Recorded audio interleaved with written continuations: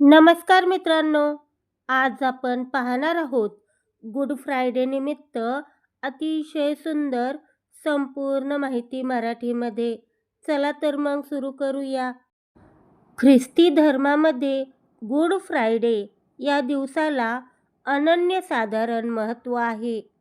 हा दिवस आनंदाचा सण नसून प्रभू येशू ख्रिस्तांच्या बलिदानाचा आणि करुणेचा स्मृतिदिन आहे.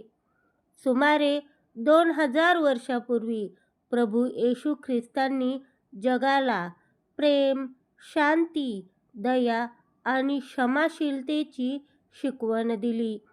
त्यांनी दीनदलितांची सेवा केली आणि मानवाला सत्याचा मार्ग दाखवला. मात्र त्यांचे वाढते अनुयायी आणि क्रांतिकारी विचार पाहून तत्कालीन सनातनी सत्ताधीशांनी त्यांच्यावर राजद्रोहाचा खोटा आरोप ठेवला. त्यांना अनेक शारीरिक यातना देऊन शेवटी जेरुसलेम येथे क्रूसावर चढवण्याची शिक्षा देण्यात आली.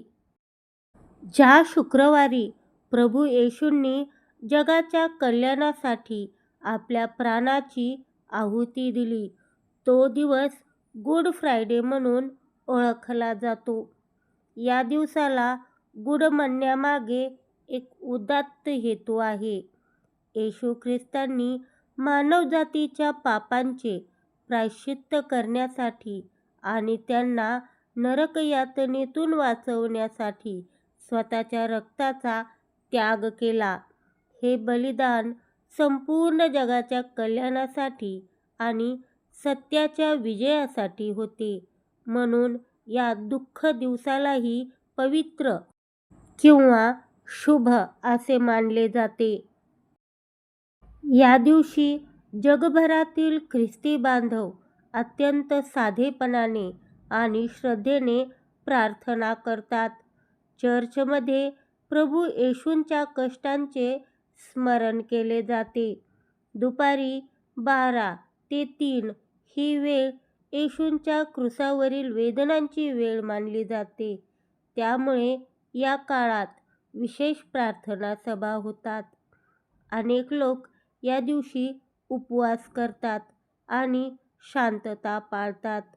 चर्चमधील सजावट काढली जाते आणि घंटा वाजवणे टाळले जाते. क्रूसावर खिळलेले असतानाही प्रभू येशूंनी आपल्या मारेकऱ्यांचा द्वेष केला नाही. उलट, हे ईश्वरा, यांना क्षमा कर, कारण हे काय करत आहेत हे यांना समजत नाही, अशी प्रार्थना केली. ही क्षमाशीलताच या दिवसाचा मुख्य संदेश आहे.